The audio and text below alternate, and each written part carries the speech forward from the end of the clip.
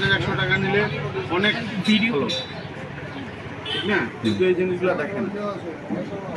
আরো বড় কথা হচ্ছে যে মনে করেন আপনার রাজবাড়িটা তো ইউজ হয় না, কিন্তু রাস্তাটা তো ইউজ হয়। রাস্তাটা কোনো ইয়ে না, রাস্তা তো দেখেই না, রাস্তায় 11 ডোবা পানি লেগে থাকে, দোকানে লোক আসতে পারে না, লোক যাতায়াত করতে পারে না।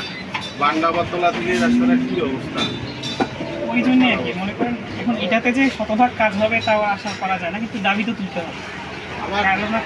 এই যে রাজবাড়ি যে বলতেছো, এই রাজবাড়িতে গোটা বিশ্বের লোক আসে। অবশ্যই, হ্যাঁ হ্যাঁ, এখানে গোটা বিশ্বের লোক আসে এখানটা, খালি আমাদের বাংলাদেশ বলি না, সব বড় বড় সব ইয়েরা আসে, কিন্তু কোনো কাজ হয় না, খালি সবাই দেখে হ্যাঁ ঠিক আছে। যেমন ওই যে পর্যটনের টুরিস্ট পুলিশ প্রতিদিন আসে 2বার করে, এটা তো টুরিস্টের আওতায় চলে যাচ্ছে, কিন্তু প্রতিদিন আসে, কই কাজ হয় কই? এগুলি কাজ হয় না, দেখে না। স্বাক্ষর